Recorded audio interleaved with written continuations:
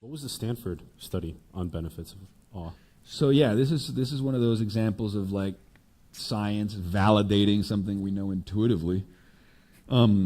Stanford and Berkeley and other places did these studies on the subject of awe. And if you've seen my videos, you know that this is something I cite repeatedly.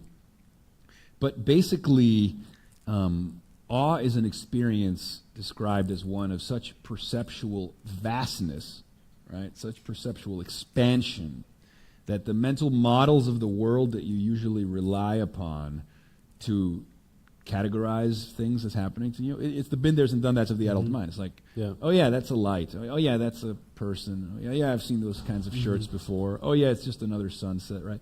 But occasionally you encounter something that's not in your maps as of now. Those maps you've built throughout your life to categorize and put things into order, you encounter something that doesn't fit into those maps.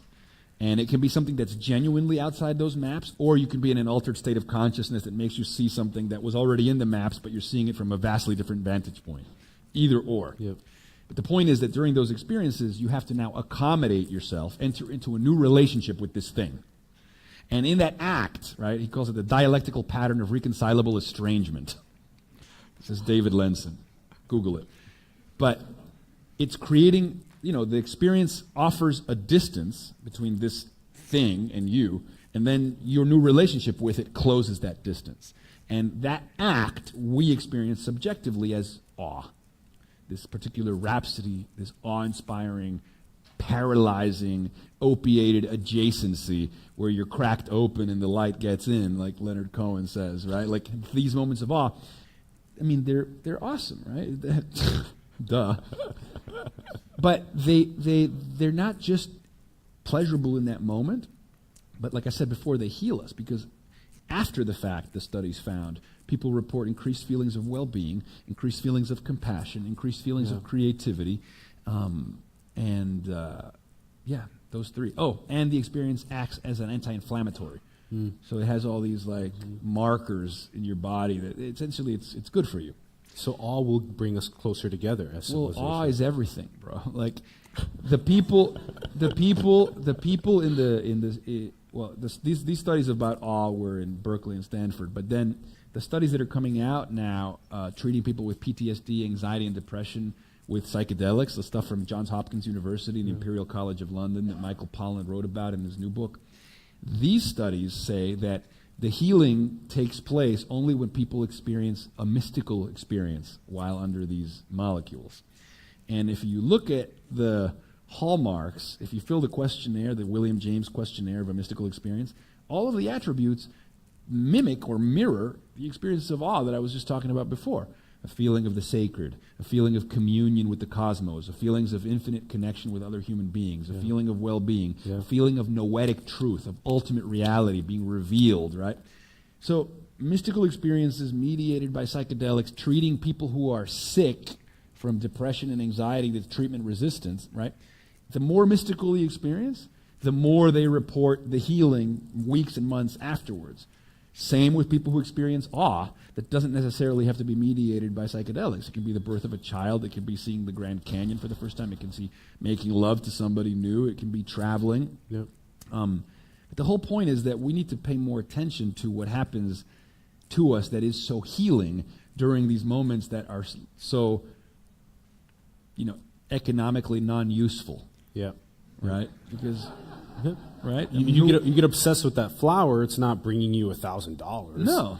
Yeah. That's what's so interesting. So it's like we're so obsessed with productivity now, and we encourage the use of substances that promote productivity, like caffeine and Ritalin and But I think we're going to have to start paying more attention to these other domains of mind, the ecstatic domains. And I'm not the only person saying this by any means. I mean, this is what Michael Pollan talked about in his book. This is what the book Stealing Fire that Jamie Wheel and Stephen Kotler wrote that was also a bestseller. We need to pay more attention to the ecstatic. And increasingly, as we give up our jobs to automation in the future, which is happening, we're going to have to find more creative and hopefully more joyous ways to fill our time.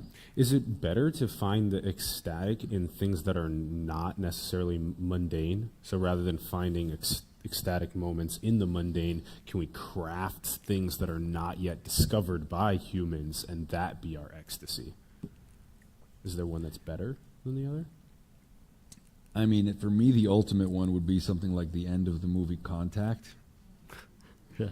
Like, if we were able to make a portal to the other end of the galaxy and witness celestial events outside of space and time and talk to aliens, that would be pretty awe-inspiring.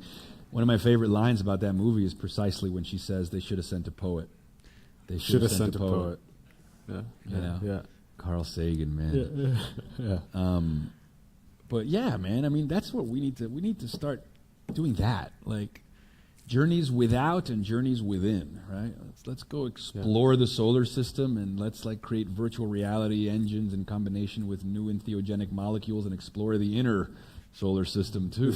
Yeah, there it is. You know, like I'm more interested in what's next in terms of that. Like, what's the next baseline? What's the next baseline? Also, what's the next level of like immersive art? Like, what happens when immersive theater meets VR, meets like maybe certain molecules that make you more suggestible and facilitate the suspension of disbelief, you know, and that, because, you know, the sky's the limit, I think, in terms of the future of art, you know.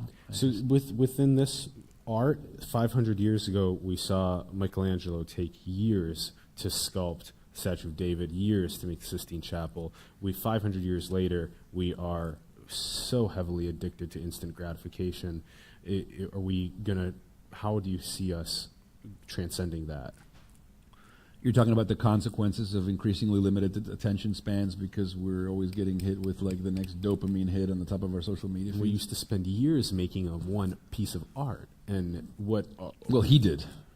Well, a lot of people did. There are tapestries, paintings, sculptures, film. Sure. These things used to take years. Yeah, I mean, I guess the consequence that now everybody can participate in the global conversation, whether it's by writing or publishing or making art, means everybody has access, but it also means there's more noise and more mediocrity. Yes. Not everybody's a Michelangelo. So that's like the trade-off, right?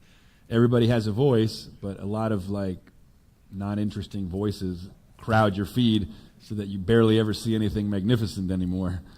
But everybody has a voice. That's the high noise. So maybe I don't know. Maybe that's maybe the role of curation, and maybe there needs to be a new focus on excellence. Yes. You know.